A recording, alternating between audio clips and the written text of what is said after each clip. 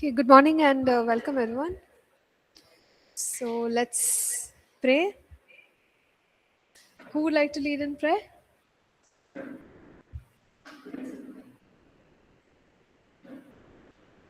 Yeah.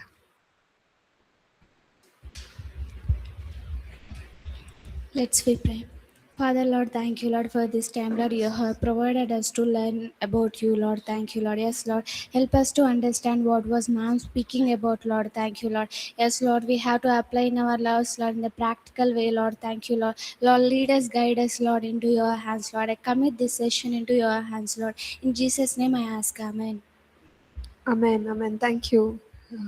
So we are in chapter 11 and we discuss many things in detail about how we can exercise our authority. We looked at certain words um, that we can release with faith, and we will see the work of demons stop. So in the last session we discussed about words such as allow, disallow, loose, bind. Do you remember? Yeah. Also pulling down. Now, since we are speaking about the offensive or going against the enemy and destroying the enemy, stopping the enemy, let's also consider other things. Till now we spoke about spiritual authority being released through words. Now the other aspects are, one is prayer and intercession. So as we pray, we can stop the um, demonic activities. Do you remember what is mentioned in Ephesians chapter 6?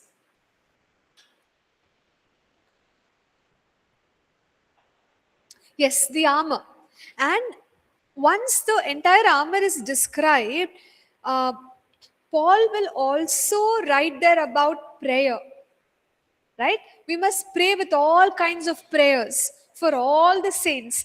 That is Ephesians chapter 6 and verse 18. So think with me, he explained the armor, but as part of the armor, you can also consider prayer. A person who has put on all the pieces of the armor but is prayerless is again an easy target for the enemy. So, being a person of prayer or praying will protect us, and it will also destroy Satan. So, we had discussed earlier that Jesus prayed for Peter in Luke 22. uh, Jesus prophetically already knows what Peter is going to go through when he is on the cross. So, what does Jesus tell him? Satan has desired to sift you as wheat, but I have prayed for you. So when we pray, protection comes. So some of us may say that, oh, we have parents, grandmothers, mothers praying so much for us. And many times we experience the power also. We experience the protection because they are people of prayer. Right? So, in the same way, when you and I pray, we pray for ourselves, our families, or our organization, our institution, we see God's protection. So, that is also important. Right? So, if I want to go against the enemy and stop him, I must be a person of prayer. Okay? The church must be a church filled with prayer and intercession. So it's very important. Now let's go ahead. Now the other aspects about going against the evil one is righteous actions. Now, as part of the armor, we saw that there is a breastplate of righteousness. So, this means whenever you and I are being truthful and we are walking with the Lord, there is protection on our lives. Okay, so if I want to destroy what Satan is doing in a particular place, I must be righteous even if I see unrighteousness. So, one good example is if we see a lot of corruption in our um, maybe our organization, what I can do to actually destroy that corruption is I have to be a person of integrity. Are you with me? So, even though I'm not necessarily praying loudly, or saying, I rebuke you, my life as a man or a woman of integrity is destroying the corruption.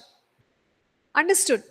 Now, if we notice that we are in a place where there is violence, hatred, but if you and I are people of peace, love, compassion, mercy, we are going against.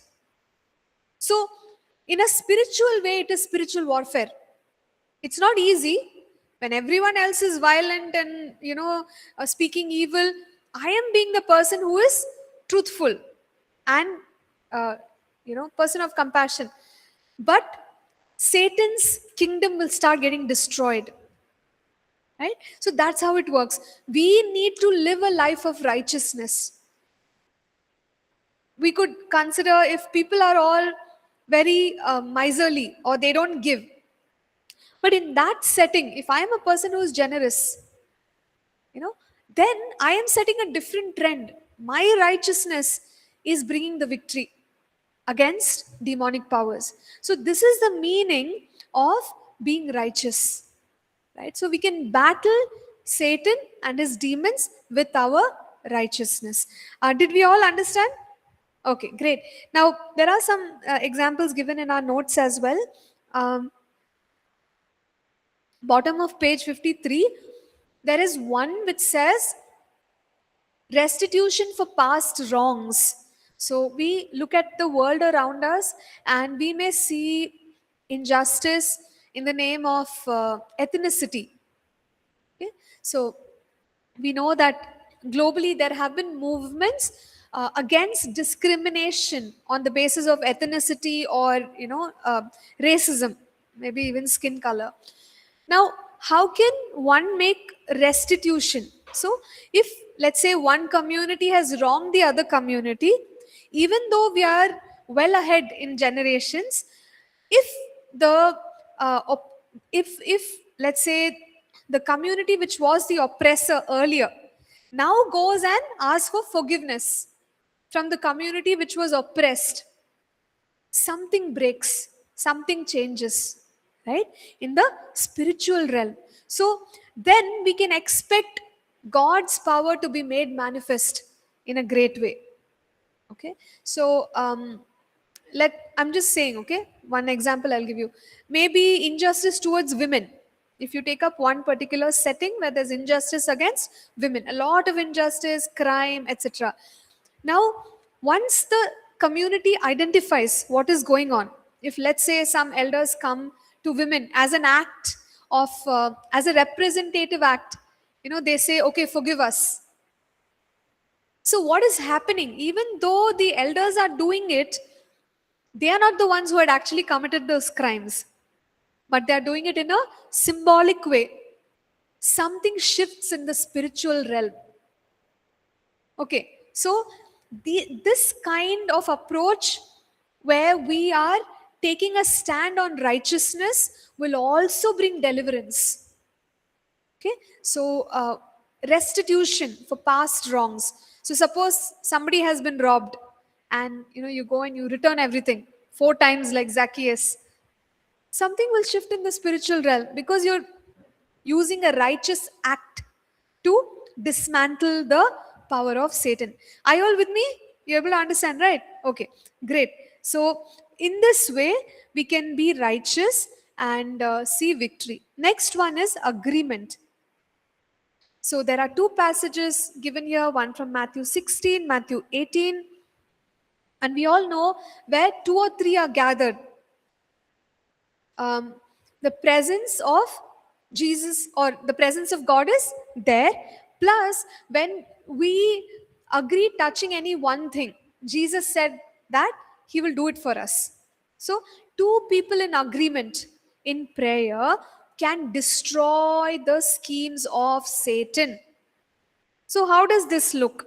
Basically, we can uh, 2 people can pray, 3 people can pray, or we can have what is called as corporate prayer. So remember, one of us asked the question, when we are dealing with principalities, is it okay for a single believer to go against the principality? See, our answer would be maybe yes. Nothing will happen because Jesus has already defeated every demonic power. But a better way or a more effective way is when people come together and, as a corporate body, go against principalities. So there is something about many people coming together in prayer. So if we go ahead and read about revivals in history, we will notice that it was usually many people praying together. Then Holy Spirit was poured out, healing happened, many things took place because of corporate prayer. So corporate prayer is a very powerful tool to evict or send the enemy out. So in our churches, maybe you and I may become leaders in our churches. So encourage corporate prayer. It's something that will help us live victoriously. Now, if a big group is not there, even two people. So I usually share one example which impacted me a lot. So there was one person from our church, and they called me up because their family member had gone to the hospital, and they gave a report saying it is a cancer of the blood. Okay. So this person called me up. They were so upset, so anxious. And at that time, even I was busy at work. I had to get something done and I get this call. Okay. I don't know how to react. I don't know how to show my compassion because it was just like I am already stressed because of my deadline and they're calling me with a difficult situation. And at that moment, I prayed and I said, Holy Spirit, what should I do? And I felt, okay, pray for this person. And also I felt very strongly in my heart, just pray in agreement. And at that time, only that person is there on the phone and I am on this side of the phone, only two people. So prayer of agreement. So I told them, look, I sense that God is saying pray in agreement. So we prayed, and the words that came out of my mouth are like, uh, this condition be reversed in the name of Jesus, right? So, but can you imagine how easy it is for a diagnosis of cancer to be reversed? Is it easy or difficult? Yeah, it's very, very difficult. So, anyway, those words came out of my mouth, prayer was done, and I just went back. And I'm thinking, why did I pray like that? Reverse, right? I'm praying in agreement. Let this diagnosis be reversed in the name of Jesus. Few days later, same person calls me up. They went to multiple hospitals and they had a query on that diagnosis. And they said, it's actually not that. And I was like, oh man, God can do anything, right? So for me, it's a very big lesson when you follow the leading of the Holy Spirit. And at that time, we prayed a prayer of agreement, just two people. Sometimes that's all you need. One other person. You say, can you agree with me? Let's pray. And when I saw this testimony in that person's life, it really gave me so much faith. What is there in the Bible actually works. Amen. I'm not claiming I'm the only person who prayed. I'm sure many others also prayed. But for me, it's an encouragement. So, even, especially when people are married, husband, wife. So, we say, right, like you must always marry a person who is a believer. One advantage is you can have a prayer of agreement. Amen. Otherwise, how can you agree? How can you pray? So, even just a husband and wife in prayer, in agreement for the things of God is so powerful. It can bring heaven down. Amen. So, this is the value of any two godly people agreeing on the word of God and praying. And in this way, we can defeat Satan, we can defeat demons. Amen.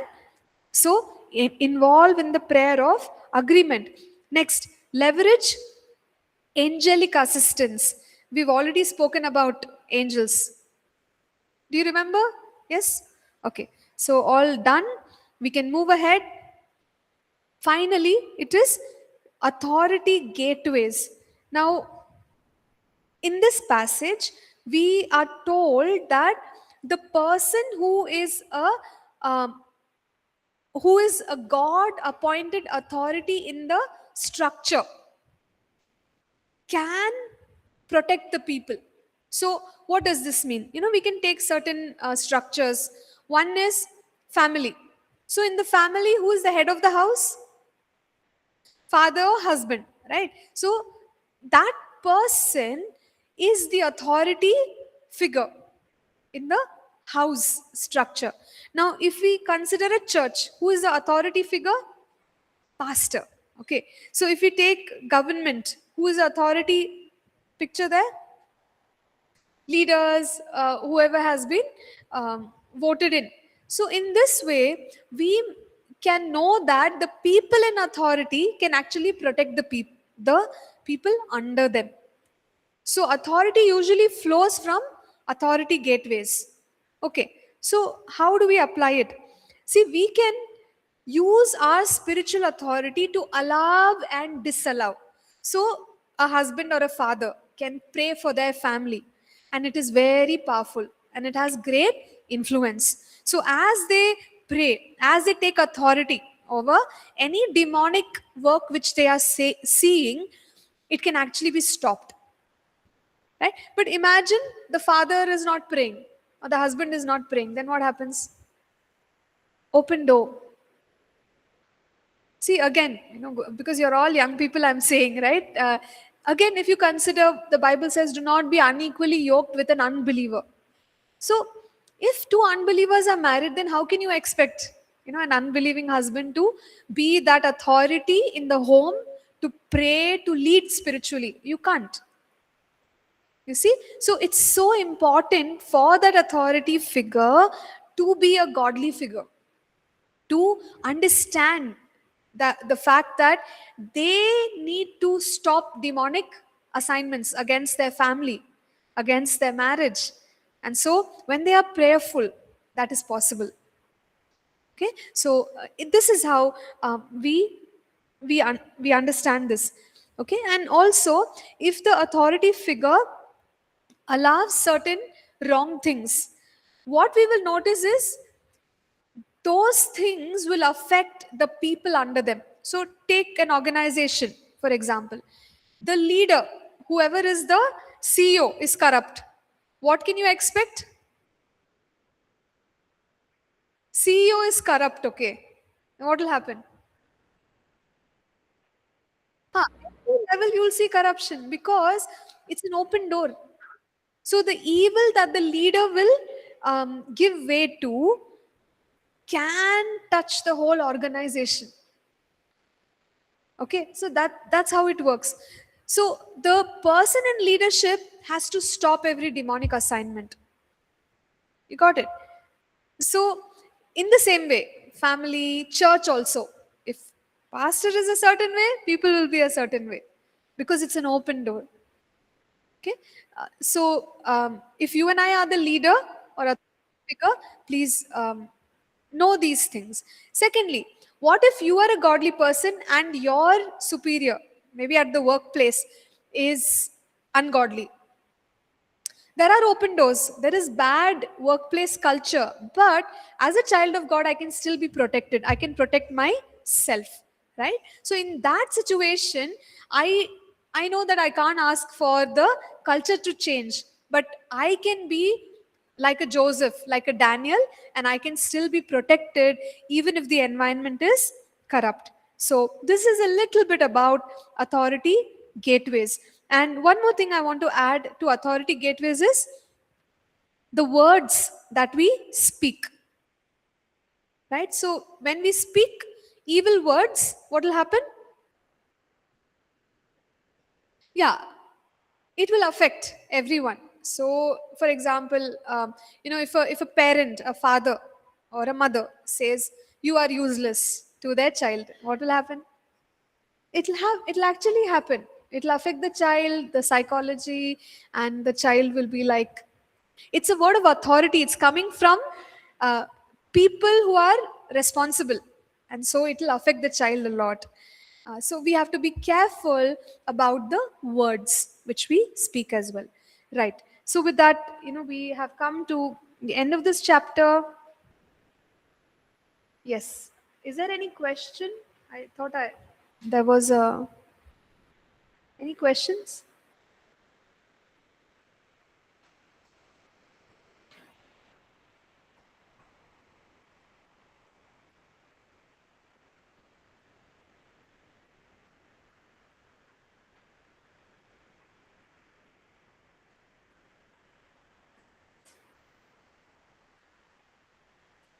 Okay, so what we'll do is the next chapter, we can go through it very, very quickly so that we can go to the main deliverance part.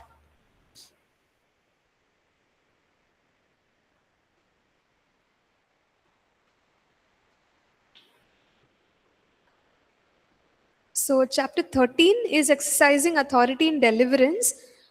Let's hope that we can touch it today. Okay, chapter 12 is about exercising authority in different spheres, and we have already discussed these things. So it should be okay if I go fast. So we can exercise authority in our personal lives, we can exercise authority in our family situations, we can exercise authority when we are ministering to people. So, how will we exercise authority when we are ministering to people?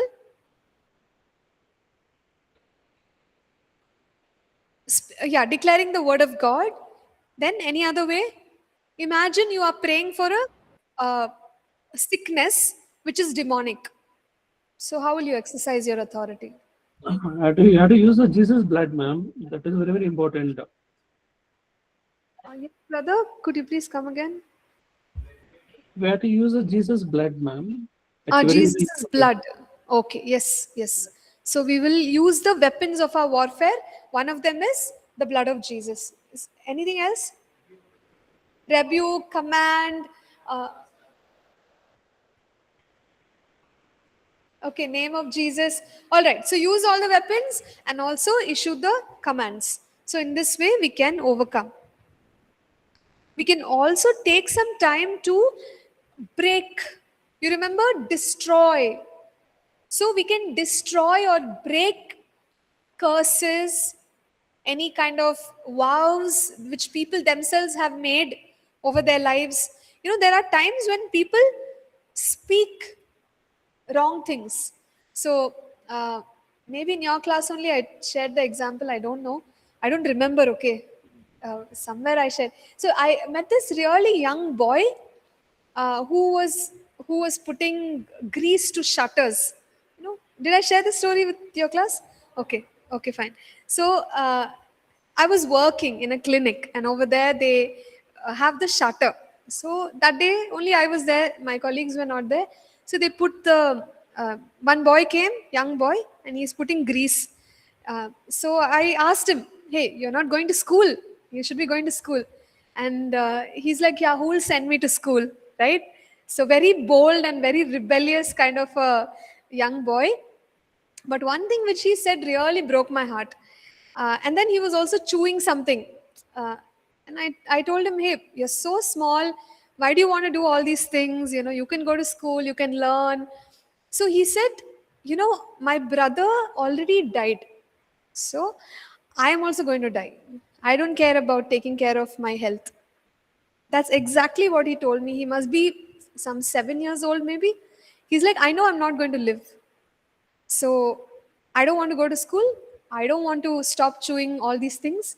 So, it's already coming out of his mouth. You see how he's speaking his own future. So I shared a little bit about Jesus and I just did say, you must not speak like that. But it is so sad, don't you think? People are speaking their own future and they're saying, "No, I'm going to die. I will be sick. This is how it is in my family." So many things we say with our own mouths. And, we can only pray that those things should not happen. Right? So there are vows. Sometimes we don't even call it a vow, right? But when we speak, it is set. When you say, yeah, this is the destiny of my family, as an authority figure, you already said it. So these kind of things have to be broken, and you and I can take authority. Sometimes when we are ministering deliverance, Holy Spirit will guide us and say, you break it. What that person said, that curse, you break it. So we can pray something like, I take authority in the name of Jesus. I cancel every vow, I cancel every curse. I cancel every agreement with the evil one. I cancel every attachment to past sins. So it is warfare. We have to war like this, and we need to help people out of their situations, right? So it's a very sad story. I don't like saying it, but just so you understand uh, how people are speaking, and it's really affecting their lives. Now, exercising authority over organizations, what are some things that we can do? We can pray for our organization, we can take authority, and as the Holy Spirit reveals to us, we can go against those demonic aspects. So take for example, if there is an organization, right, and it is very ungodly, and you hear of all kinds of like sexual promiscuity in the organization. As a child of God, firstly, I can pray a prayer that says, okay, I cover myself in the name of Jesus. And if Holy Spirit is leading me to understand that there are certain demons that are influencing the organization, I can take authority and I can say, I stop you from influencing this organization. And also, I can walk in righteousness. So I am not going to yield to the behavior of other people. So that way, I am protected, right? So when I do all of these things, take authority, if I am supposed to continue being there in that organization, I can still be a person of integrity, righteousness, and high moral standards in a evil environment, right? So in this way, we can actually pray for our organization and take authority for our organization. Now, let's move ahead to chapter 13. This is about deliverance. So when we say deliverance, now we are speaking very specific about demons, casting out demons. So we understand that Jesus used to cast demons out, because the demons would go and take control of a person and trap them, right?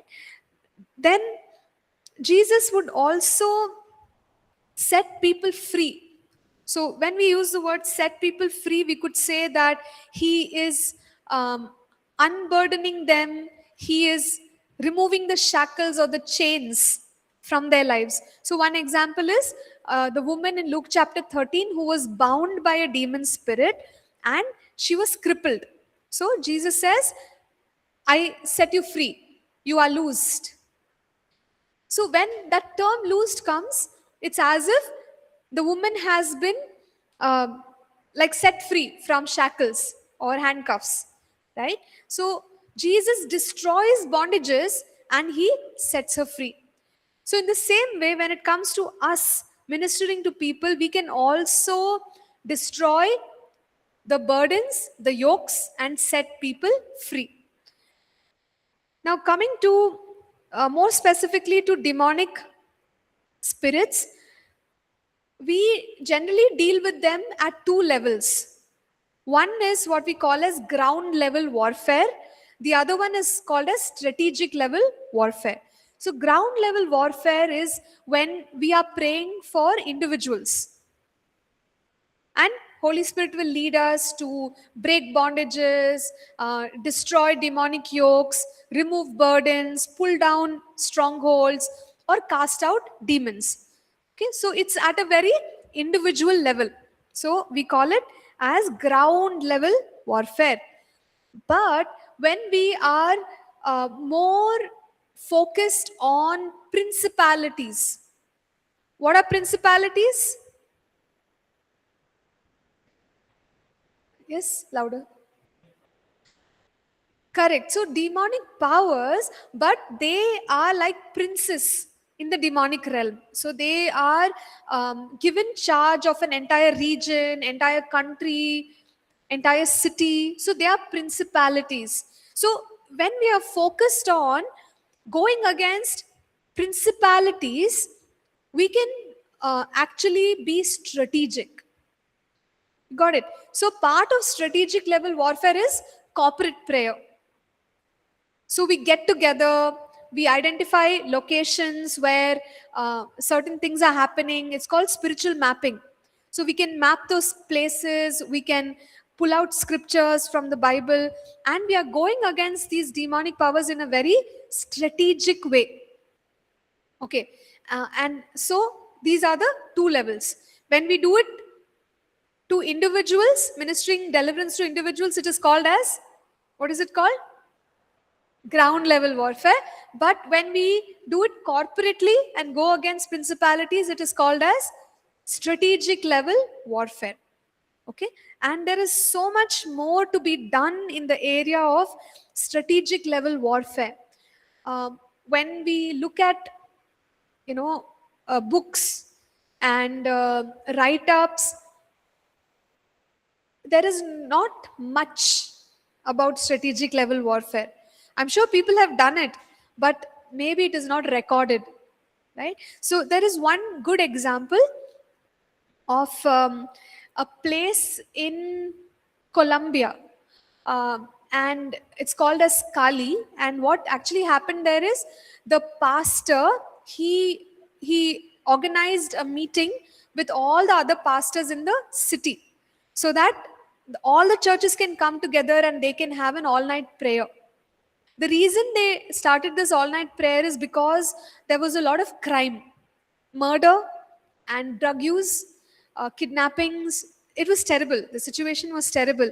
So the churches and the pastors decided that they are going to do spiritual warfare, worship, intercession, and all of that. So there is a documentary also about this place. When such prayers started, the society was affected. So a change came in the society, and the number of cases went down, and so evidently God dismantled the strongholds. Now, as a bonus, so in that documentary they share, as a bonus, what also started happening is that the food which the farmers grow, surprisingly, they all became very large. So if you had a small carrot till that time, suddenly the carrots are so huge, right? The potatoes are so huge. So they're showing the vegetables and they're saying that it is God who has blessed us, that even our crops are now blessed. So it's just one example that I can think of a place where they engaged in a corporate worship and prayer, and they saw a change in the society, change even in the agriculture. Okay, so there is so much more that needs to be done in this area. We're all praying for our cities, we're all praying for our nation. We can also pray and say, Lord, help us have opportunities where we can come together and we can pray together. It's going to shift and change things in the spiritual realm, right? So that is strategic level warfare. So now we are coming to casting out demons. So this is the more practical uh, section where we will see how to do it. Okay, so let us today look at one or two passages and understand how Jesus did it. So Jesus cast out demons from people. It was part of his ministry. Now, sometimes there are churches who say, let's not talk about casting out demons. Praying okay, healing okay, blessing okay, deliverance no need. But when we see the ministry of Jesus, he engaged in deliverance, right? And he said that those who believe in him will cast out demons. It is very much for us. It's not that, it's we are not supposed to engage in this. We have to engage in it. And Jesus already said it, in my name you will cast out demons. So every single one of us have the capacity to cast out demons. Now let's go ahead and look at a couple of records about how Jesus cast out the demon. So, can somebody, or let me say, all of us, let us look at Matthew 8, verse 28 to 34. Please open that passage up.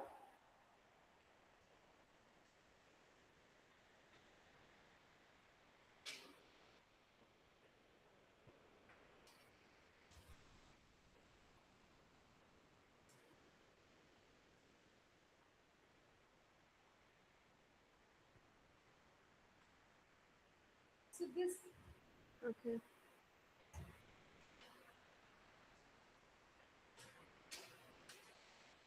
Yes, so here we read about a demon possessed man. Just take 1 minute to go through it and observe. What is Jesus doing? How is Jesus doing that? Please make an observation.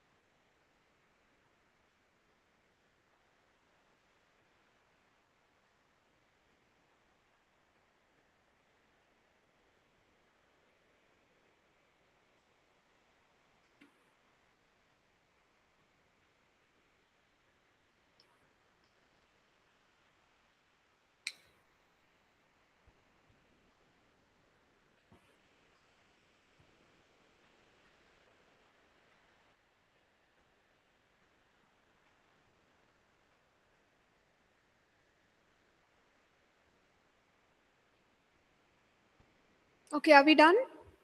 Okay. It's a very short passage, it's not that much in detail. In fact, the same incident is recorded in Mark chapter 5, Luke chapter 8, which is more elaborate.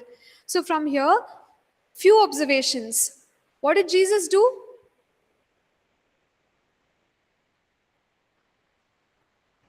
Yeah, it doesn't say it, but then he cast out demons because the demons are saying, you've come to cast us out. And Jesus is operating in authority, we can make out, because when the demons also ask to be sent to the herd of swines, he says, go. So he is operating in authority. So, overall, what did Jesus do here? Overall, command, okay, but what is the outcome? Deliverance or setting the person free. So there is a man who is rejected by society because they're not able to control him, he's very violent. And yet, Jesus is able to bring freedom to this person. So amazing, right? I don't know how it would have been if this person went back into the city.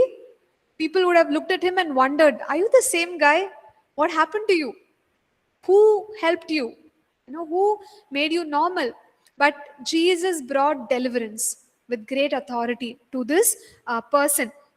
Now, there are many incidents. I'm not going to go through them because we don't have time, but I would like to request you before our next class on Wednesday, could you please go through all the incidents?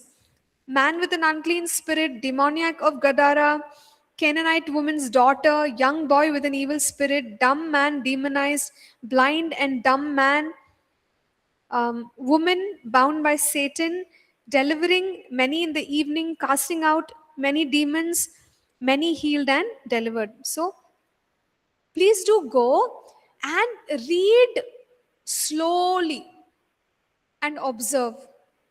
What is Jesus doing? Is there something that he's not allowing? Right? And when the demon comes out, what is happening to the person?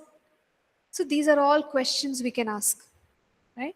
And if we can study this, our discussion will be much better in the upcoming class. So then we will go into uh, the steps. How exactly should we command a demon to come out? So today I'm not getting into it, but we will look at what is called as a process approach. Okay, so on page 62, the bottom of page 62, you will see the mention of a man, Pablo Bottari. He is from Argentina, and he was part of a large ministry that engaged in deliverance. So he has cast out demons in at least 30,000 deliverance sessions. Okay, so that's a huge number. And based on his observation from all these 30,000 sessions, he has put down some steps which are common in all deliverance sessions. So we are going to learn those steps also. So that when we have to cast out demons, we'll know exactly how to do it. Right? So the Pablo Bottari deliverance model is something we will look at. Now, ideally, the process should be one step. Why? Casting out demon, it should only be one step. Come out in the name of Jesus and the demon has to come out. Yes or no? Then why all this process approach?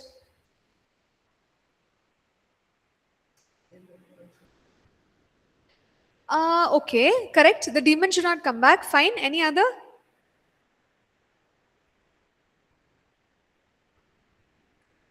See, in like in the regular incidents that we notice, what happens is, even though it has to be one step, not every deliverance is one step, because there are curses to break, there are vows to break, there are strongholds to pull down. So there can be many things which the person ministering has to do, which takes time.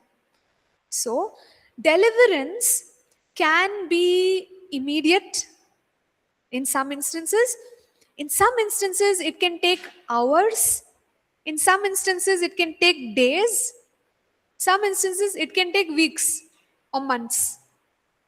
But we should not feel bad that, oh, why is it taking so long? It should just be one step. That's true. But many things are involved. So, because of that, sometimes deliverance can be longer. And we also observe that demons can be very stubborn. So, they will do their best to stay. They don't want to come out. So it's a battle, right? And as a person who is ministering, we need the grace, the wisdom, the anointing of the Holy Spirit to have the strength to continue the deliverance session. Sometimes, in reality, we see when we go for deliverance, one person doesn't go, 3-4 people go together. Reason is, when one person is tired, the other person can take over, because deliverance may take time. Okay, so yeah, so these are some very broad things that I shared today, but we'll get into the details. Please read the incidents and come, then it becomes easy for you to understand and for me to explain. So at this point, would you have any comments? General deliverance is what we have discussed.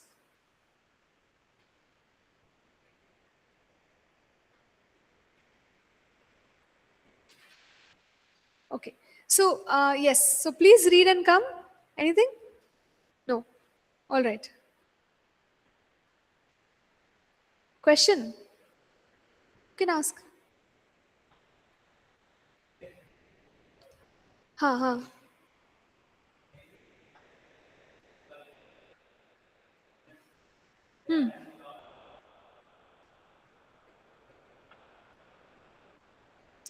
Okay, so the observation is that in the village they have seen uh, people with demons. It's very hard to cast the demons out. So who are these? The section of people? Not very loud. I couldn't hear. Oh, okay. He's saying women. It's very hard to cast demon out of women. Okay, I'm not sure about that, but uh, see. Huh. Oh, okay. Okay. So, see, it could be hard for many reasons. Now, uh, I won't say gender specific, but it could be that they don't know the scriptures very well.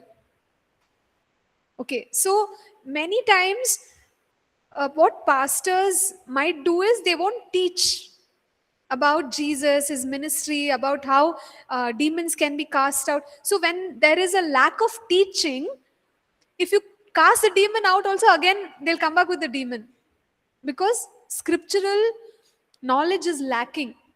So I think that's the main reason why in a group of people again and again they are getting demon possessed, or it's very difficult to deliver them. You got it? Because faith is lacking. Faith is lacking, demons can easily come and take charge. So the lack of teaching of God's word is the issue when deliverance is hard.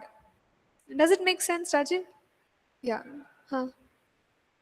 Yes, tell me.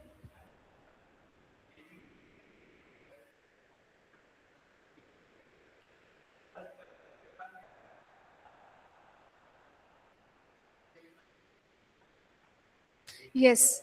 Yeah. So in deliverance, when we go to the next session, we will see there is something called post deliverance care. Okay, that means once demon is cast out of a person, we have to counsel them. We have to journey with them. Otherwise, we know, right? Jesus said in Matthew 12, it will come back. So if the pastor or the leader is not talking, praying, counseling, helping the person to read the Bible, demon will come back only. So we can't just cast out and leave. We can't do that. So deliverance, that's why, as brother also said, process approach. Once it is out, we still have homework. We have to do certain things. Then only it will not come back. Does that make sense? Okay, great. Okay. Yes. Mic, please. There's no mic. Okay, okay, tell me. I'll paraphrase.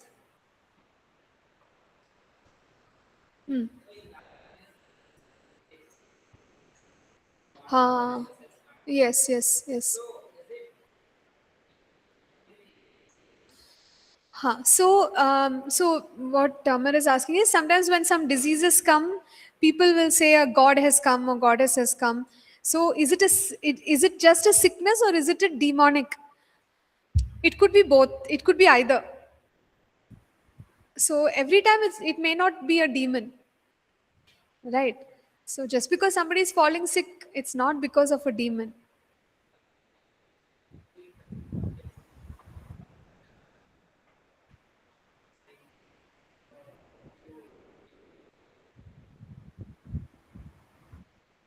No, correct. See, that is culture. People believe that when the sickness comes, that a particular god or goddess has come. And if you look at all the cultures in the world, they have that belief because they have equated God with nature, right? But we are looking at it biblically. When we look at it biblically, sometimes it's just sickness. The person has fallen sick. But there can be times when it is demonic. How to identify whether it is demonic? I'll come to it. It's there in the deliverance approach. Is that okay?